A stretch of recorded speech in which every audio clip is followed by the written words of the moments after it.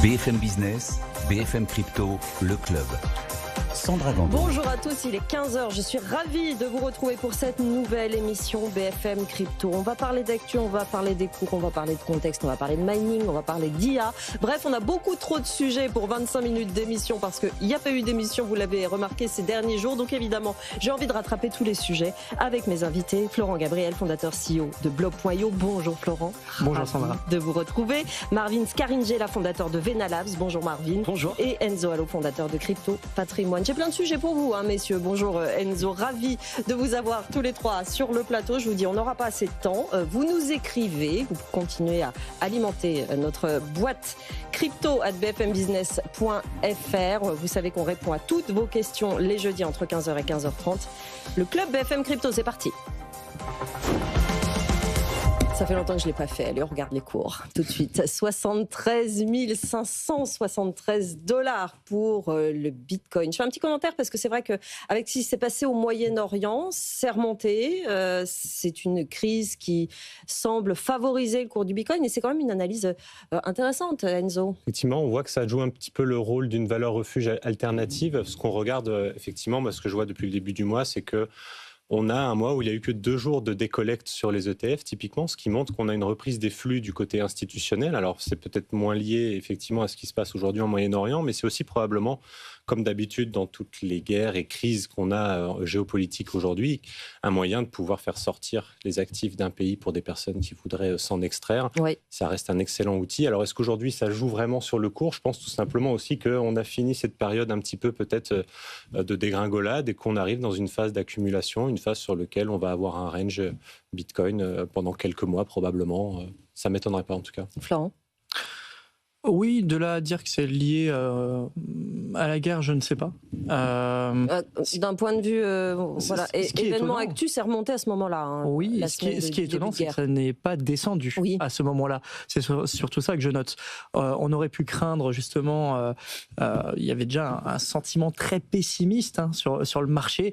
Tout le monde, et on le voit dans notre domaine pour être au quotidien auprès de personnes qui détiennent du Bitcoin ou qui investissent dans le Bitcoin, beaucoup de personnes attendaient, en tout cas chez les particuliers, une chute encore à 40 000 ou à 50 000, alors qu'il y a eu un mur d'achat sur les 60 000 $. La guerre aurait pu emmener le cours du Bitcoin très très bas parce que Bitcoin est ce qu'il est aujourd'hui, c'est-à-dire ce que les gens pensent qu'il est, un actif risqué pour quand même beaucoup de personnes et pas un actif refuge. Et il n'a pas réagi comme un actif risqué. Justement, les marchés ne sont pas sortis du Bitcoin assez étonnamment.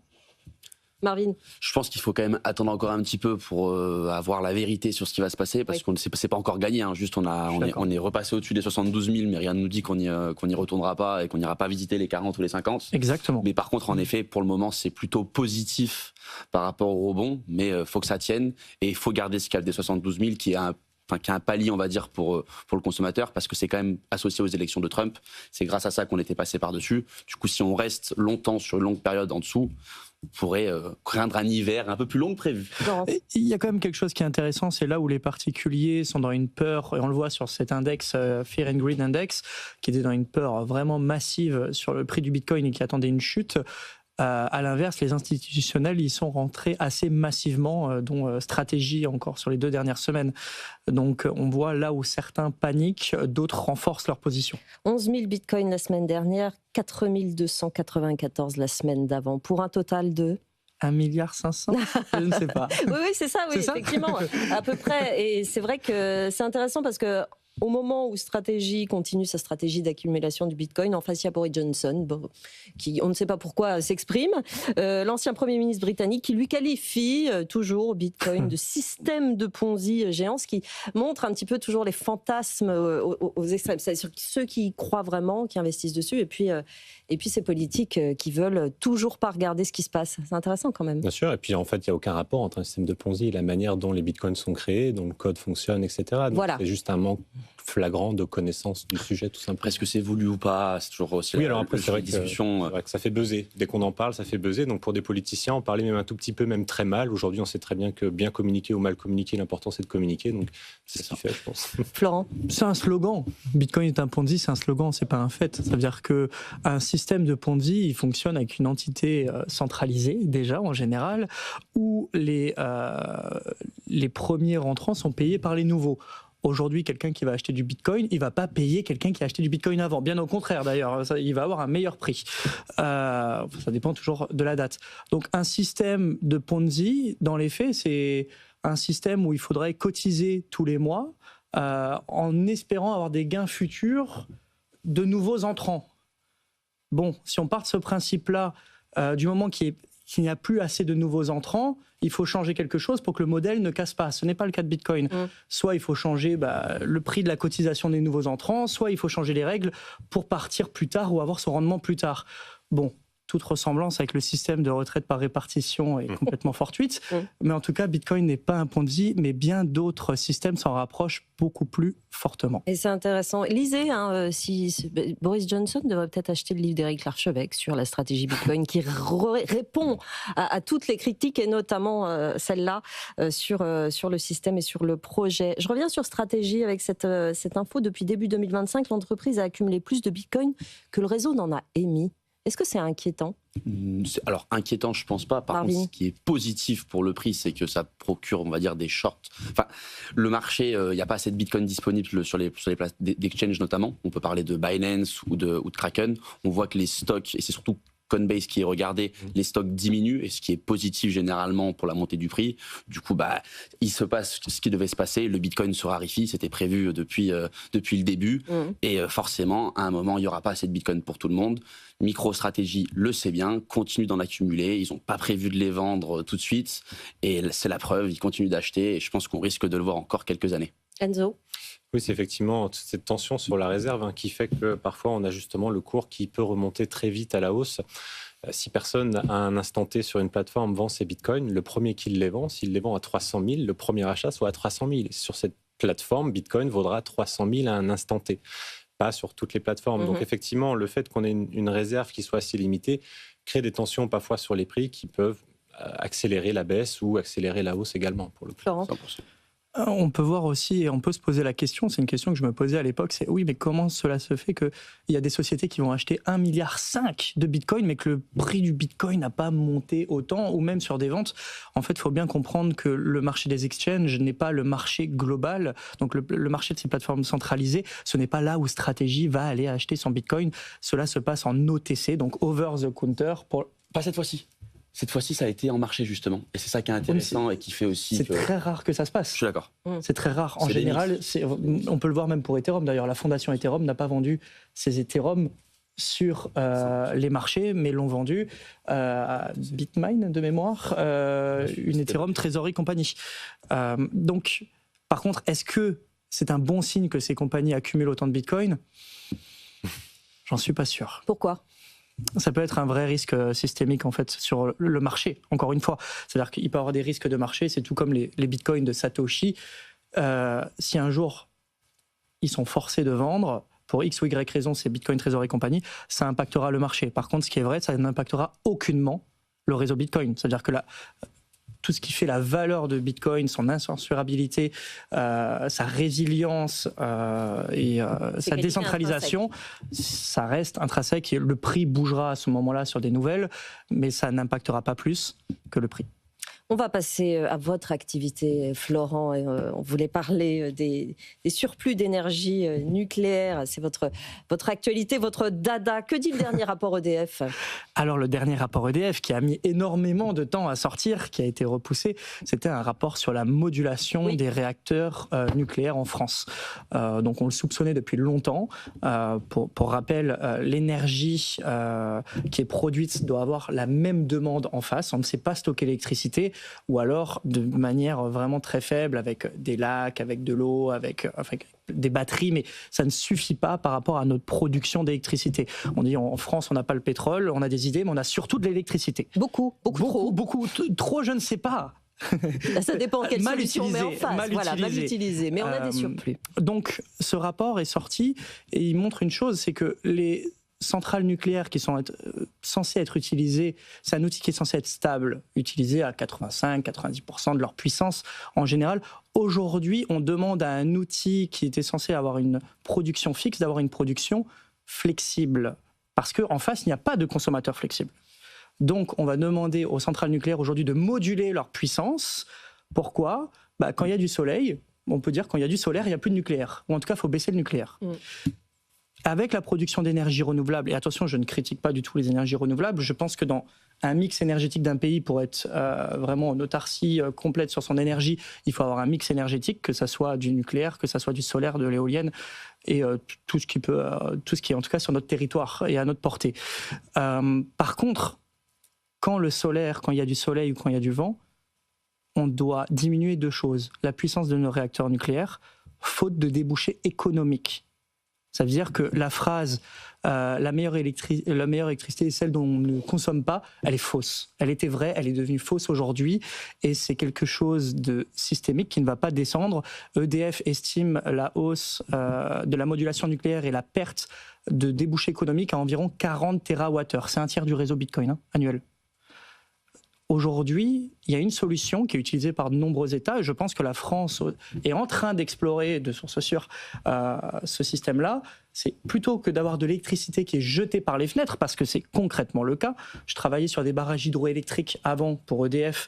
On arrêtait les turbines et on laissait passer l'eau par-dessus les vannes. Donc c'est de l'énergie qui est perdue, qui ne reviendra jamais.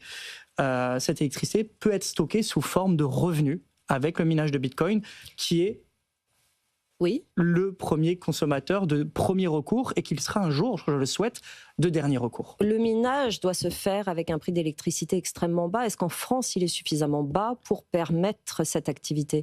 Oui, parce qu'en fin de compte, le minage de Bitcoin, comme vous le dites, est dépendant du prix de l'électricité. C'est un de ses plus grosses clés de rentabilité. Il faut avoir de l'électricité pas chère. C'est pour ça que le minage de Bitcoin, aujourd'hui, il est utilisé et fait majoritairement sur des extra-capacités. On parle de 30 à 40 TWh en France, non distribués, non vendus, par faute de débouchés économiques. Ça veut dire que ce prix-là est de zéro. Le kilowattheure est de zéro. Voire même en négatif. C'est-à-dire que vous allez payer pour injecter de l'électricité sur le réseau électrique lors de ces événements qui ne sont plus rares du tout, qui sont tous les jours. Enzo. Ce que je trouve assez étonnant dans tous ces échanges qu'on a aujourd'hui avec l'Europe et l'énergie, c'est l'intervention de von der Leyen la semaine dernière sur justement le rapport qu'on a au nucléaire. Et donc, il semblerait qu'en plus le prix de l'électricité soit indexé au prix du gaz et qu'aujourd'hui la situation des géopolitiques fait que le prix du gaz explose un petit peu. On avait, visiblement en fin des années 60-70, une production électrique qui était entre 30 et 40% issue du nucléaire, qui est passée aujourd'hui à 15%. Visiblement, ce que demande l'Europe aujourd'hui, c'est de rouvrir les vannes sur la production d'énergie nucléaire, parce qu'en fait, on comprend qu'aujourd'hui, si on veut être en autonomie en Europe sur la partie énergétique, le nucléaire est clairement la piste la plus avantageuse et aujourd'hui, en tout cas pour la France, la plus concrète et la plus facile à remettre en place. Complètement, et il y a même encore des absurdités politiques sûrement d'anciens lobbies où on voit que les taxes ne sont pas les mêmes sur les gaz que sur l'électricité. Il y a aujourd'hui plus de taxes sur l'électricité que le gaz. L'électricité qui est produite chez nous a plus de 95% décarbonée. Donc il y a encore beaucoup d'inepties. Pareil, on a favorisé on s'écarte un peu de Bitcoin, mais c'est important parce que le secteur de l'énergie est complètement lié.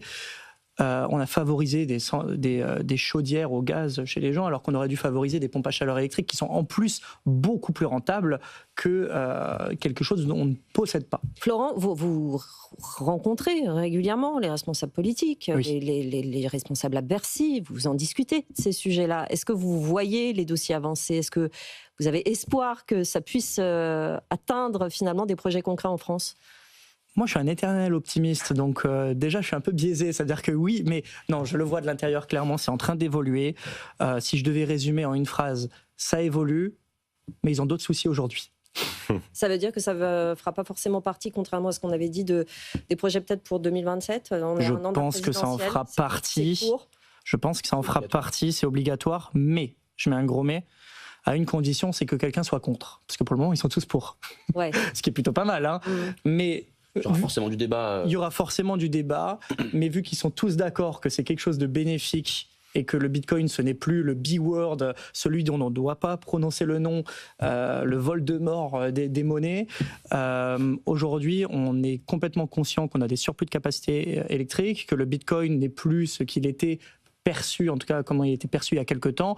Donc, ça sera un sujet de débat, mais je ne suis pas sûr que ce sera le débat du tout, pas du tout le débat majoritaire, parce qu'ils sont plutôt d'accord. Et Oui. généralement, un débat, c'est plutôt eux, ils sont pour, donc nous, on est contre. Oui, en vrai. France, ça se passe souvent comme ça, quand même. C'est quand il y a consensus, finalement, c'est pas forcément peut-être la meilleure solution. Marvin, votre avis? Non, dans tous les cas, le minage en France, c'est déjà le cas. Enfin, on le sait très bien, il y a déjà des entreprises comme Floro qui exercent sur le secteur. Oui, mais qui opèrent aussi ailleurs beaucoup. Mais on est tous partout, sauf en France. Voilà, c'est ça. 100%. C'est des entreprises françaises, mais Du moment où on ailleurs. utilise de l'électricité gratuite, c'est bête de l'acheter à la poubelle, Ouais. autant la rentabiliser et en générer de la valeur, surtout dans le contexte économique actuel en France. Je pense qu'on n'a pas envie de jeter de l'argent à la poubelle, et ça serait triste de pouvoir passer à la télé et de dire qu'on veut le faire. On voit que ça avance dans le bon sens, et on sait très bien que durant les prochaines élections, ce sera un sujet qui tombera sur la table, parce qu'il y a quand même des idéaux écologiques qui iront à l'encontre du minage. Pas du tout. Sur le débat, je suis assez persuadé qu'on verra quand même 2-3 arguments contre le Bitcoin. Oui, peut-être le grand passer à la hamster télé. d'Alsace, là, l'endroit où on voudra faire le data center, ça Oui. c'est possible. Mais par contre, on voit d'anciens ministres comme François de Rugy qui se sont exprimés sur le sujet, qui étaient vraiment pour, qui ne sont pas des politiques d'extrême droite ou de droite, comme aiment tant le rappeler certains journalistes pour dire oui, mais le Bitcoin est quelque chose d'extrême droite. Pas du tout. Ensuite, la France Insoumise en a parlé, c'était plus qu'extrême, et une fois que tout le monde en parle, on ne sait plus trop quoi dire. Aujourd'hui, j'ai été invité il y a quelque temps par la mairie écologiste de Strasbourg pour en parler. Donc, on voit que même dans les partis écologistes, de gauche ou de n'importe quel parti, le pragmatisme l'emporte, en tout cas pour ceux qui réfléchissent un minimum. C'est-à-dire que j'ai pas l'impression que tu es Non, plutôt je d'accord veux avec dire moi. par là que ça va probablement les pousser à réellement, techniquement s'y intéresser. C'est-à-dire Exactement. effectivement ne plus être dans l'opposition et de garder les bons vieux arguments contre, mais de là de vraiment techniquement s'y intéresser. Qu'est-ce que ça va faire sur notre énergie? Qu'est-ce que ça va faire sur le prix des factures Exactement. en français? Et que là, on va peut-être rentrer dans les vrais sujets. La sur le crainte minage. que peuvent avoir les gens, c'est de dire oui, mais si les mineurs de Bitcoin prennent de l'électricité, notre électricité va monter. Alors déjà, de 1, pas du tout, parce que le mineur, on va utiliser de l'extra capacité, même si on va faire de la base. Il faut bien comprendre que si je devais faire un parallèle, admettons que vous avez un restaurant avec des coûts fixes, votre cuisinier, vos serveurs, et vous avez 100 plats à servir. S'il n'y en a que 50 qui viennent manger tous les jours, votre coût est trop élevé, vous devez monter le prix de vos plats. Mais si vous vendez 100% de vos assiettes tous les jours, le prix mécaniquement va baisser.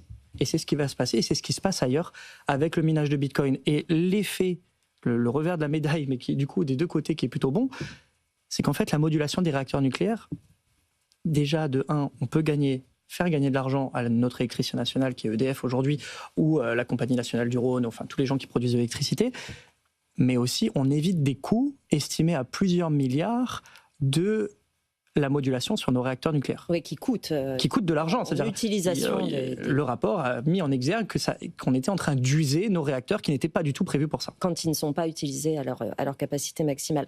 On a 5 minutes, parce qu'après on a le top flop pour terminer. Je vous avais dit, il y a beaucoup trop de sujets aujourd'hui. On a parlé, juste avant cette émission, d'intelligence artificielle. Et c'est passionnant parce que je vous écoutais discuter de l'avenir de vos boîtes, à tous les deux, avec cette intelligence artificielle qui arrive. Et vous dites que vous vous en êtes saisi, que ça va aider votre business, que ça va beaucoup plus vite. Et vous trouvez ça passionnant, notamment vous, Marvin, sur Venalabs.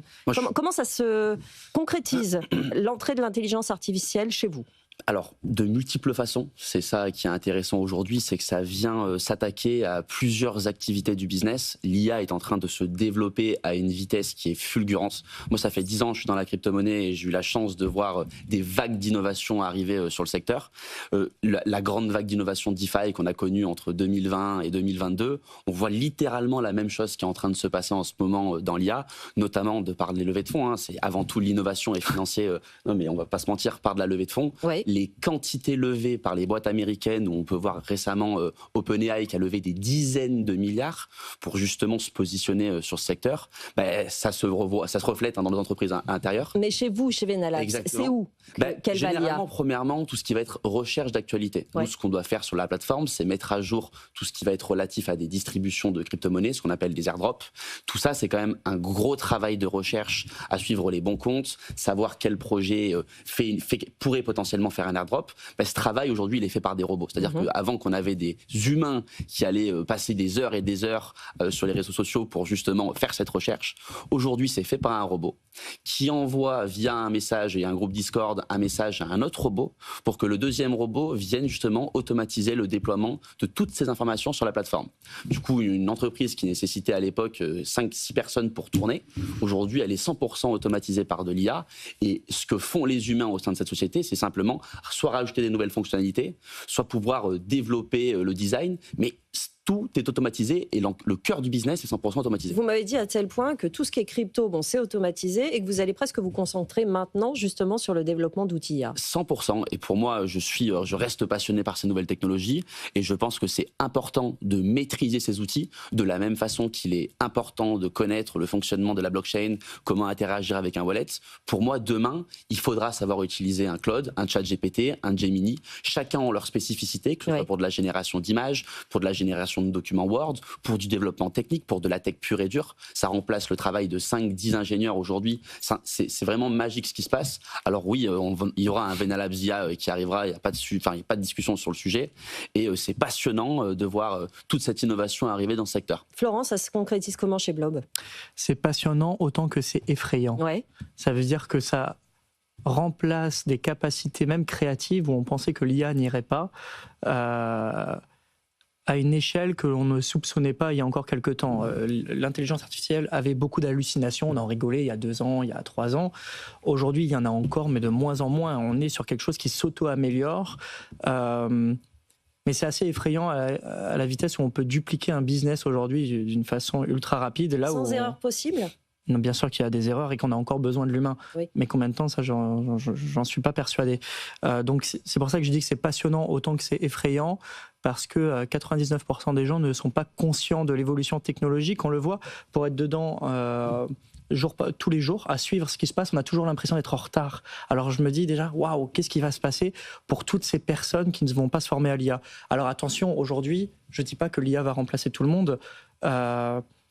Ça déplace la valeur de l'être humain ailleurs. Tout comme la calculatrice, à l'époque, on pouvait passer des heures à faire des calculs ou une division. Et maintenant, on va plutôt mettre la valeur de l'humain sur la résolution du problème et pas à faire des divisions sans utilité.